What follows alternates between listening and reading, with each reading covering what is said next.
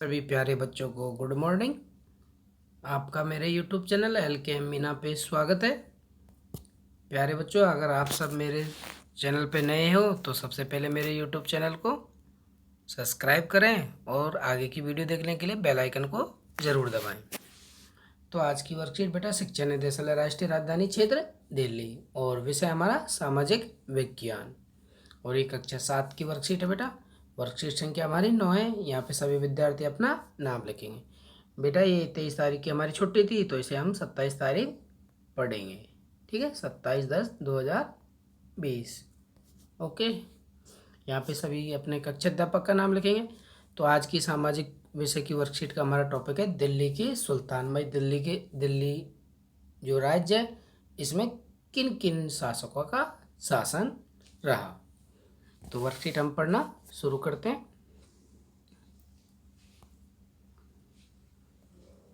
तो इतिहास के अध्ययन में मतलब हम पिछले इतिहास के बारे में अगर जानते हैं तो उन सब के लिए हमें किन किन चीज़ों का सहारा लेना पड़ता है। अभिलेख हैं, सिक्कों हैं, स्थापत्य भवन निर्माण कला के माध्यम से हम काफ़ी सूचना प्राप्त कर सकते हैं। बेटा हमें ये इम्पोर्टेंट लाइन है तो इसे अच्छे से पढ़ेंगे कि हमें पिछली जानकारी के अध्ययन करने के लिए या पढ़ने के लिए उनके बारे में जानने के लिए हमें अभिलेख और सिक्कों और भवन निर्माण जो कला हैं उनसे हमें काफ़ी सारी जानकारी मिलती है। मगर दिल्ली सल्तनत की अधिक जानकारी के लिए हम इतिहास, तारीख या तवारीख जो सुल्तानों के शासन में प्रशासन की भाषाएं फारसी में लिखे गए थे तो इनके माध्यम से भी हम जानकारी प्राप्त कर सकते हैं। ये है तवारीखों के लेखक सच्चे प्रशासक, कवि और दरबारियों जैसे सुशिक्षित व्यक्ति होते थे। कि मतलब जो ये लेखक और सच्चे प्रशासक कवि होते थे, ये जो उस टाइम के जो शासन करते थे तो उनके बारे में जानकारी लिखा करते थे। शासकों को प्रशासन संबंधी सलाह भी देते थे। भाई कैसे, जैसे बड़े जो विद्वान लोग होते थे वो शासन जो करते थे राजा, तो उसको भी प्रशासन संबंधी या कैसे शासन चलाना है, कैसे लोगों के बारे में क्या क्या करना, तो उनके बारे में भी ये सलाह देते थे। वे न्याय संगत मतलब सभी के लिए न्याय, मतलब ये नहीं कि किसी के साथ भेदभाव, वो न्याय संगत शासन के महत्व पर ज़्यादा बल देते थे। ठीक है बेटा, ये तवारीख के लेखक नगरों में विशेषकर दिल्ली में रहते थे। गांव में शायद ही कभी रहते हो। वो कहाँ रहते थे? सब सिटियों में या गाँवों शहरों में रहते थे। वे अक्सर अपने इतिहास सुल्तानों के लिए उनके ढेर सारे इनाम इकराम पाने की आशा में लिखा करते थे। मतलब वो राजा की ज़्यादातर है, मतलब जो लेख लिखते थे उनमें ज़्यादा राजा की प्रशंसा ही करते थे, क्योंकि राजा उन्हें नगद इनाम सिक्के वगैरह उपहार में देता था। लेखक अक्सर शासकों को जन्म सिद्ध अधिकार और लिंग भेद पर आधारित आदर्श समाज व्यवस्था रखने की सलाह देते थे। कि मतलब लिंग भेद पर आधारित कि पहले जो भाई जो राजा का लड़का होता था उसी को ही शासक मानते थे, और जन्म सिद्ध अधिकार है तो उसी तरह मतलब जैसे किसी के पापा राजा हैं तो उसका बेटा ही क्या बनेगा, अगला राजा। तो ऐसा ही वो जन्म सिद्ध अधिकार का और आदर्श समाज व्यवस्था बनाए रखने की वो सलाह देते रहते थे। उनके विचारों से लोग सहमत नहीं होते थे। उनको फर्क नहीं पड़े चाहे उनके लेख जो उस टाइम के जो लोग हैं वो पढ़े, लेकिन उनको कोई फर्क नहीं पड़ता था। उनको तो बस राजा की ही मोह माया, मतलब राजा की ही बढ़ाई जरूरी थी, क्योंकि इनाम राशि लेने के लिए वो राजा की ज़्यादातर बढ़ाई ही करा करते थे बेटा। तो सबसे पहले तोमर राजपूतों के काल में दिल्ली तोमर साम्राज्य की राजधानी बना। कि जो तोमर राजपूत के थे उन्होंने ही सबसे पहले दिल्ली में तोमर राज्य की स्थापना की थी। 12वीं सदी के मध्य में तोमरों का 12वीं सदी के मध्य में तोमरों का अजमेर के चौहान, जिन्होंने चाह मानवी कहा जाता, चौहानों को क्या कहा जाता, चाह मानवी कहा जाता था, ने परास्त किया। तो फिर उसके बाद किसका शासक हो गया 12वीं शताब्दी में? तोमरों, ये चौहानों का। तो तोमर और चौहानों के राज्यकाल में ही दिल्ली वाणिज्य का एक महत्वपूर्ण केंद्र बन गया। कि दिल्ली में और ज़्यादा वृद्धि होने लगी। तो इस शहर में बहुत सारे समृद्धशाली जैन व्यापारियों रहते थे, जिन्होंने अनेक मंदिरों का निर्माण किया, मतलब उस टाइम भगवान की आस्था के लिए उन्होंने, जैन व्यापारियों ने क्या किया, मंदिरों का निर्माण भी यहाँ पर करा। यहाँ देहलीवाल कहे जाने वाले सिक्के भी डाले जाने लगे, मतलब देहलीवाल सिक्कों का क्या नाम था, देहलीवाल सिक्के, तो उनको भी बनाया जाने लगा, जो काफ़ी प्रचलन में थे। और 13वीं शताब्दी के आरंभ में, शुरू में दिल्ली सल्तनत की स्थापना हुई, और उसके साथ ही दिल्ली एक ऐसी राजधानी में बदल गई जिसका नियंत्रण अब उपमहाद्वीप के बड़े बड़े क्षेत्रों में फैल गया, मतलब दिल्ली की बहुत बड़ी जगह में स्थापना होने लगी। अब बेटे यहाँ पे ये दिल्ली के भाई कौन कौन से शासकों ने कब कब शासन किया, तो उनके बारे में ये तारीख हमें दी गई है और उनके शासक का नाम दिया गया कि तोमर की आरंभिक 12वीं शताब्दी से लेकर, मतलब 1165, या आरंभिक मतलब शुरू में हम लगा सकते हैं 1101 से लेकर 1165 तक ज़्यादातर किनका शासन रहा, तोमरों का।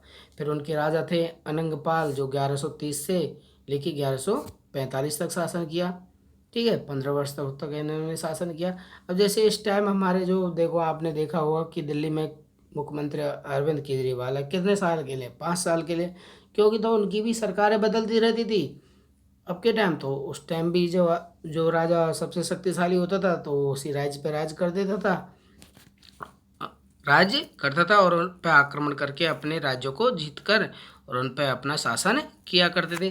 फिर चौहानों के राजा हुए, उन्होंने 1165 से 1192 तक अपन अधिकार किया। फिर पृथ्वीराज चौहान हुए, जिन्होंने 1175 से 1192, चौहान वंश में ही आते थे पृथ्वीराज चौहान, तो उन्होंने फिर प्रारंभ में तुर्की शासकों ने आक्रमण कर दिया वहाँ के राजा ने। फिर 1206 से 1290 तक उनका काल रहा। तो तुर्की शासक कौन कौन से थे, ये सारे थे तुर्की शासक। ठीक है बेटा, कुतुबुद्दीन ऐबक है, गयासुद्दीन तुगलक, गयासुद्दीन इल्तुतमिश है, रजिया है, गयासुद्दीन बलबन है, ये सब का क्या थे बेटा, तुर्की शासक।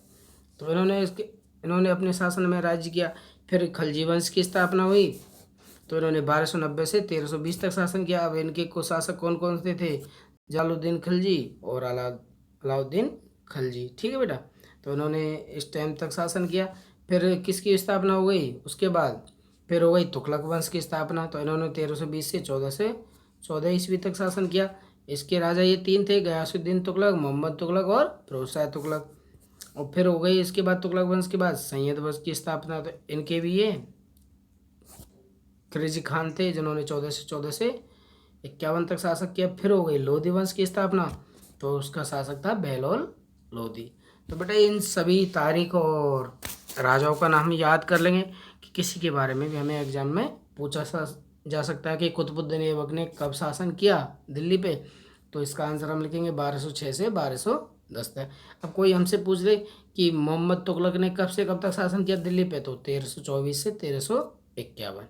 तो ऐसे बेटा हमें ये याद करने। अब कोई आपसे पूछ ले कि पृथ्वीराज चौहान का शासक कब से कब तक रहा, तो 1175 से 1192 ईस्वी तक उन्होंने अपना शासन किया। ठीक बेटा, अब देखते हैं बेटा इसमें वर्कशीट से संबंधित कुछ क्वेश्चन दिए हुए हैं, तो उनको भी हम देख लेंगे। तो इसका पहला क्वेश्चन है बेटा कि इतिहास के अध्ययन के लिए कौन कौन से स्रोत हमारी सहायता कर सकते हैं। अब आपको मैंने फर्स्ट लाइन ही बताई थी वर्कशीट में, अगर आपने अच्छे से पढ़ा हो तो देखो ये रहा, इसका आंसर पहले ही रहा यहाँ तक कि इतिहास के अध्ययन के लिए हम अभिलेख, सिक्कों और स्थापत्य भवन निर्माण कला के माध्यम से आदि काफ़ी सूचना प्राप्त कर सकते हैं। ठीक है बेटा, तो यही इस क्वेश्चन का आंसर है। इसे हम अच्छे से कॉपी में लिख लेंगे बेटा। ठीक है, तो ये हमारा यहाँ से लेके और इस सूचना प्राप्त करते हैं यहाँ तक हमारा ये आंसर हो जाएंगे, ये 3 लाइन। ठीक बेटा, अब देखते हैं बेटा दूसरा क्वेश्चन कि तवारीखों का अध्ययन किस प्रकार हमारे लिए उपयोगी है। तो भाई इनका अध्ययन हमारे लिए किस प्रकार उपयोगी है, तो वो भी हम देखेंगे। तो इसका आंसर बेटा मैंने ये लिख लिया है, तो आप भी इसे लिख लें कि तवारीखों का अध्ययन किस प्रकार हमारे उपयोगी है। कि तवारीखों का अध्ययन करने से हम घटनाओं का वर्णन कर सकते हैं और शासकों को प्रशासन संबंधी सलाह भी दे सकते हैं। ठीक है बेटा, भाई कौन कौन सी तवारीखों का अध्ययन हम किस प्रकार उपयोगी हो सकता है, तो इसका आंसर बेटा ये लिख लेंगे हम। ठीक है बेटा, अब देखते हैं बेटा हम तीसरा क्वेश्चन। तो तीसरा क्वेश्चन क्या है हमारा, ये तवारीखों का अध्ययन की सीमाओं का वर्णन कीजिए। और चौथा है पता लगाइए कि दिल्ली में स्थित कुतुब मीनार के निर्माण में किन किन शासकों का योगदान था। तो तीसरा क्वेश्चन को, तो ये तीसरे क्वेश्चन का आंसर है क्वेश्चन नंबर 3। ये तवारिका के लेखक पक्षपात करते थे। वे अपने सुल्तानों को प्रसन्न करने के लिए ऐसे विचारों को लिखते थे जिससे आम लोग सहमत नहीं होते थे, जैसे कि शासकों का जन्म सिद्ध अधिकार, लिंग भेद पर आधारित समाज व्यवस्था को बनाए रखने की सलाह भी वो राजा को देते थे। उनको लेके कोई जनता को फर्क पड़े या ना पड़े, बस राजा खुश होना चाहिए। राजा की वो बढ़ाई वगैरह और उसके अच्छे कार्यों के बारे में वो लेखों में लिखते थे। अब बेटा चौथा क्वेश्चन हमारा कि कुतुब मीनार के निर्माण में कौन कौन शासकों ने का हाथ रहा उसके बारे में। तो पहला इसमें नाम आएगा बेटा, उत्तर लिखेंगे हम कि कुतुबुद्दीन ऐबक, गया शमसुद्दीन इल्तुतमिश, और तीसरा था फिरोज शाह तुगलक। ठीक है बेटा। अब इसमें और आगे देखते हैं भाई इसका भाई क्या क्या हो रहा है, इसकी क्या ऊंचाई है क्या नहीं, तो उसके बारे में भी। तो भाई 3 शासकों ने इनका निर्माण में सहायक थे, कुतुबुद्दीन ऐबक गए और शमसुद्दीन इल्तुतमिश और फिरोज शाह तुगलक। और कुतुब मीनार भारत के दक्षिण दिल्ली शहर के मेहरौली सबसे ऊंची मीनार है और इसकी 72.5 इसकी मीटर इसकी ऊंचाई है। तो इसके बारे में भी हमें पता होना चाहिए कि भाई क्या इसकी ऊंचाई है और क्या नहीं।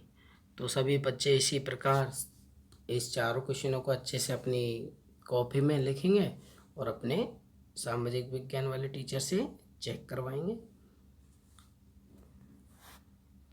तो सभी बच्चे इस वर्कशीट को अच्छे से अपनी कॉपी में करते हुए और अपने सब्जेक्ट टीचर से चेक करवाएं। और बेटा कोई वर्कशीट में अगर आपको कोई भी किसी भी क्वेश्चन में समझने में दिक्कत हो, कोई चीज़ समझ में नहीं आए, तो वहाँ पे अपना कमेंट करें। ठीक है बेटा। और वीडियो को लाइक भी करें और शेयर भी करें अधिक से अधिक, और आगे की वीडियो देखने के लिए बेल आइकन को ज़रूर दबाएं। थैंक यू बेटा। और अपना ख्याल भी रखें, कोविड-19 महामारी चल रही, तो सभी बच्चे अपने हाथों को बार बार साबुन और पानी से धोते रहें। Thank you.